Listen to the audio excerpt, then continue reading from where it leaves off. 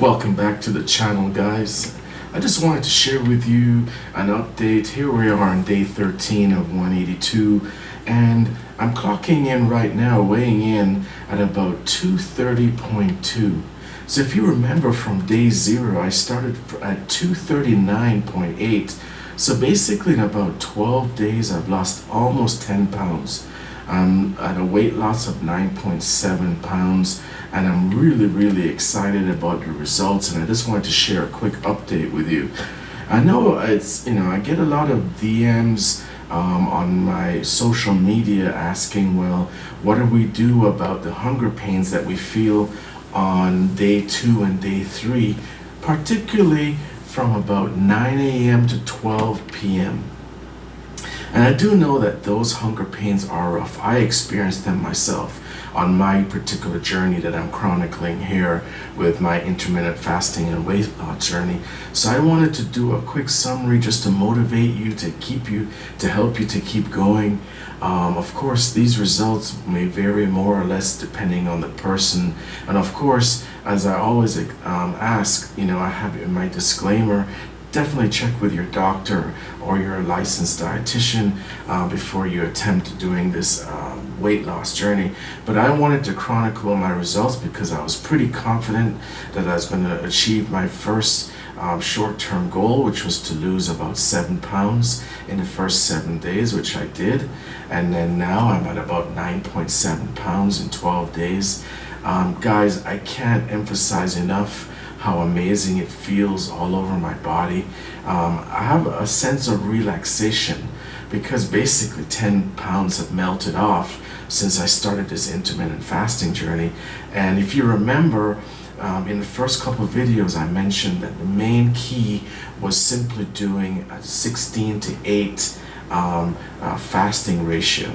And it was quite a bit of an adjustment for me, I have to admit, when I first started. Simply because day 2 and day 3, it almost seemed like I was going through the flu. And then when I looked it up, they call it the keto flu symptoms, where your body's actually going through a withdrawal because your body was actually used to getting a lot of my energy from broken down sugar from the carbohydrates that I was eating. So instead of eating carbohydrates at all times of the day, now my body is trying to get accustomed to the fact that I'm only eating from 12 p.m. to 8 p.m. I'm actually at the point now where I'm actually doing a cutoff of no carbs after 6 p.m. just to kind of accelerate and to keep going, because once you hit that first milestone of like the first couple pounds in the first couple days, it's going to feel really amazing going forward, and you just want to keep going and going. And that's one of the main reasons I chronicled this journey. I wanted to share with as many people as possible. It's simply available on YouTube, and I'm going to keep going right up until day 182, and I'm going to keep going and posting a video. So the couple things I wanted to highlight that I learned from trial and error over pretty much the last 2 weeks was you got to stay hydrated, people. To all my peeps out there, it's so important to drink as much green tea as possible. I drink about 3 cups of green tea with 2 tea bags in each cup every day minimum. I try to have at least 2 of those in the morning and then 1 after my last meal. I try not to drink green tea too late because it has caffeine and it's going to keep me up. So I generally don't drink green tea after 8 o'clock at night. But definitely it's something you can drink in the morning. Green tea is just amazing. It has so many different components, the cetaceans, the EC, GC, all these different components that help you to compound your weight loss efforts. And it's just one of those effortless beverages that you can drink unsweetened at any time of the day, and it just really helps you to boost your metabolism and boost your overall weight loss efforts and your weight loss regimen. So if you recall from the previous videos, I made quite a few modifications to my meals. one of the main first modifications I did, and I actually shared with you my recipe, was the pot of black beans and rice. Now I started with 16 ounces of black beans that were drained and soaked for a few hours, and basically boiled with quite a bit of spices, and it's basically a vegan recipe because there's no meat at all. I'm basically taking advantage of all of the soluble fiber that's loaded into black beans, and black beans also it's really loaded with a lot of antioxidants and a lot of different vitamins that are really going to be supportive to you going forward. Basically, you have a lot of amino acids. You are getting some carbohydrates from, the reason why I add 1 to a cup and a half of white rice to my recipe is that I wanted to maintain a small amount of carb in there, so that your body is going to be hungry for the carbs.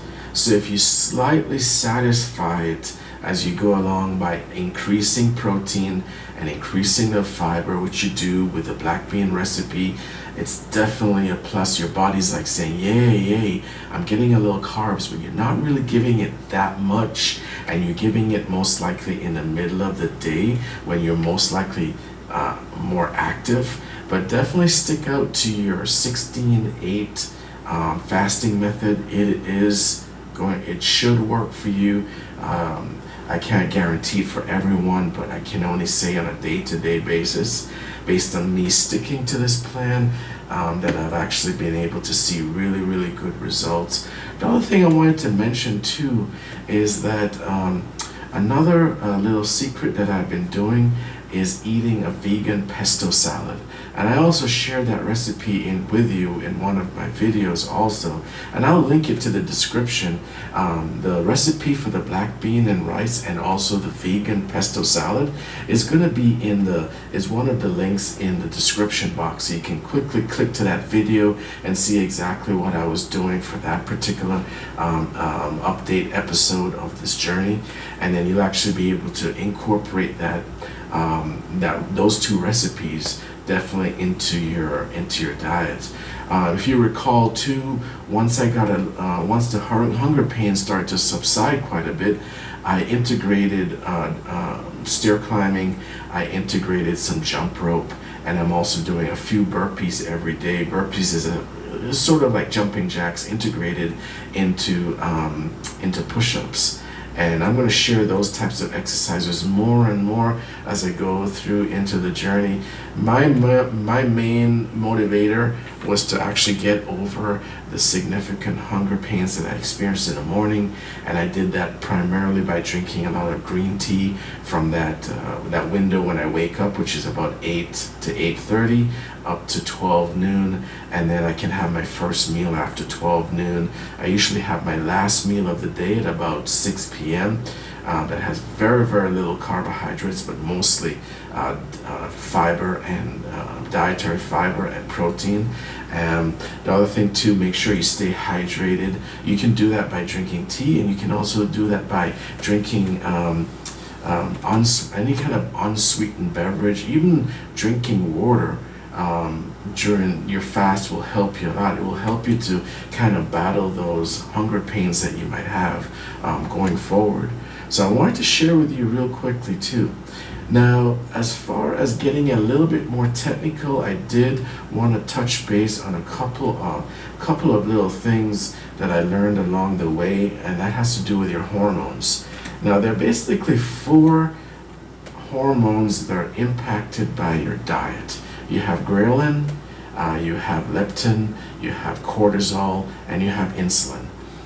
Basically, just touching on the sleep issue. It is so important for your intermittent fasting journey that you get at least 8 to 9 hours of solid sleep. If you stick to the 12 to 8 fasting method, sleeping becomes a lot easier at night. It has been for me because I don't have any kind of major meals that I'm digesting while I'm sleeping.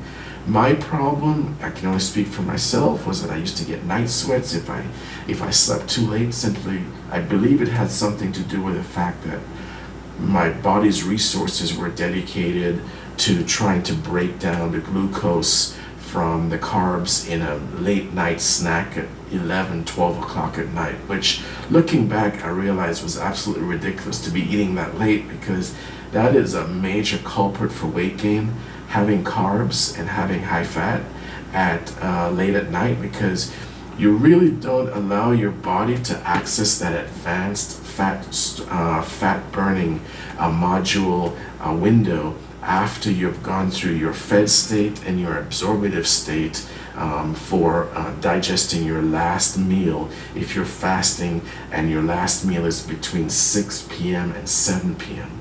And so when I touch on the first hormone, ghrelin, that has to do with sending hunger signals to your body. Now, if you're not getting enough sleep, it's generally it's safe to say that hormone, you're going to have higher levels in your body, which means that you're going to be sending more hunger signals to you're going to be taking in, generally speaking, if you're getting less than 5 hours of sleep, you're probably using that extra wait time to eat. So it's safe to say that you could possibly consume anywhere from 500 to 1,000 calories more during that time window, which is not going to do really good for your weight loss goals. The other thing too is leptin. Leptin has a lot to do with suppressing your appetite. It gives you a feeling of fullness. Generally speaking, if you're getting a good solid 8 to 9 hours of sleep, this hormone tends to be a lot more balanced in your body, meaning that you are not going to be overwhelmed by hunger signals simply because you are sleeping, and during that sleep mode, your body's saying, okay, let's switch down to, I don't have a big meal to digest. I don't have a cycle where I have to flood my blood with insulin in order to compensate for insulin that's floating around in your bloodstream from the meal that you're trying to digest. So your body actually goes into a really nice, relaxed state. At least I can speak for myself. I am a lot more relaxed sleeping. I don't take any kind of sleeping aids. I don't take anything as far as a prescribed sleeping prescription aid or anything. So I'm finding that I'm getting a solid 7 to 8 hours of sleep. If I do have to get up, it's probably just once at night to use to pee, to use the restroom, and even then, because I had my last meal was probably at 6 p.m. There's really no need for me to be creating a lot of urine, because my food is fully digested, and also it makes sense too that my body's going to switch more into an advanced fat burning state. It's going to start feeding more on your own fat cells during that time, and that is what you want. I mean, isn't it great that you could possibly be losing weight while you sleep simply by adjusting when you have your very last meal and what type of last meal it is, and also integrating portion control. And portion control I mentioned in a previous video, and I'll also link it down into the description too. So once you start integrating portion control with intermittent fasting, you're going to see results. It only makes sense because you're actually feeding your body with the nutrients it needs, but you're doing it on a time structure, and you're also using portion control as a structure too. So the third hormone I did want to mention is cortisol. Cortisol is also known as a stress hormone. It's also known as a belly fat hormone. And if you're struggling with belly fat, then that stress hormone is you're going to try and do everything you can to try and bring down that cortisol. The best thing you can do is to get a good night's sleep. Best thing you can do also is to drink a lot of green tea. The best thing you can do is to eat cruciferous vegetables like broccoli. If you can increase your broccoli intake, that's going to help a lot with your overall weight loss, because it's loaded with fiber, and it's just all around, in my opinion, it's a superfood. because there's so many things that they're finding about broccoli right now. If you combine it with other fruits, like a powerful combo is lightly broiled or lightly sautéed tomatoes and onions with broccoli is a really powerful mix. So you want to integrate that into your diet plan too. You're just going to overall feel really good.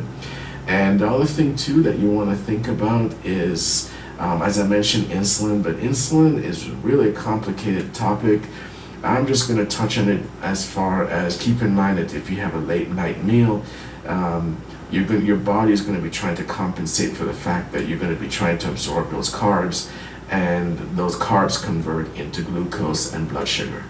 So definitely take a look at the impact of these 4 hormones and how they trigger your body into controlling your diet or controlling your hunger pains, or suppressing your appetite.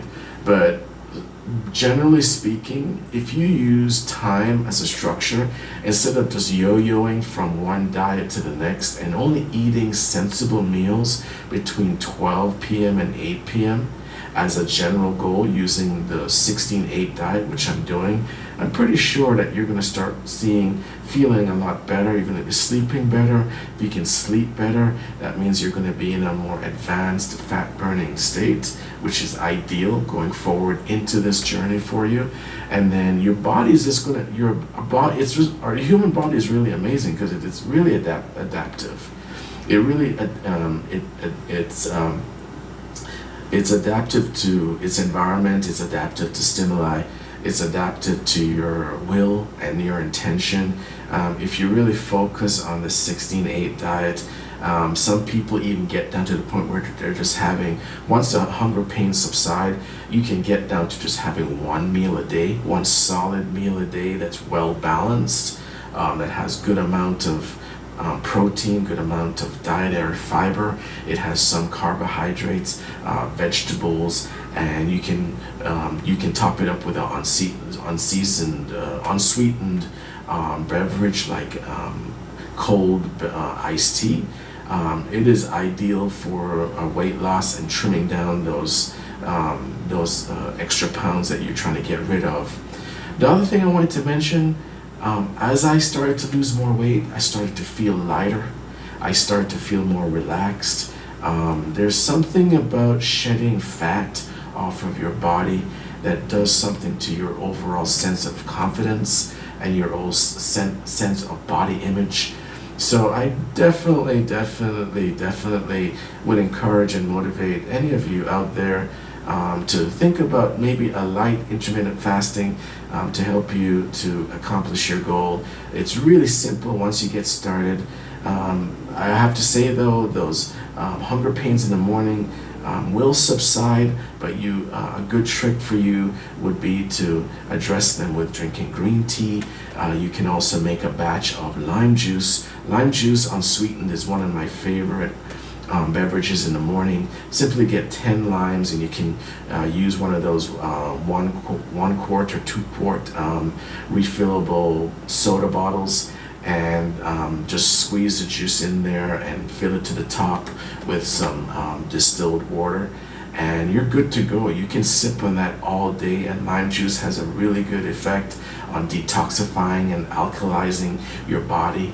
So this is definitely something that you want to check into. If you don't care too much for green tea, then I'm sure you're probably going to really love lime juice. I love both of them, so I'm constantly consuming lime juice and green tea.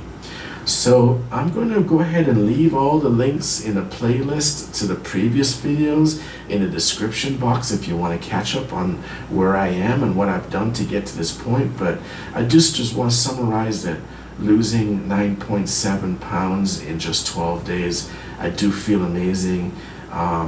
Sleep is just amazing. I mean, I used to toss and turn if I went to bed at 10:30, not really thinking I could make it through to 7 a.m. And now it's just effortless. It's just that my body is just so relaxed. So I definitely wanted to share this update with you. Just wanted to motivate you, inspire you for 2021 going forward. And as always, do check with your doctor. Do check with your physician before you start any kind of weight loss journey.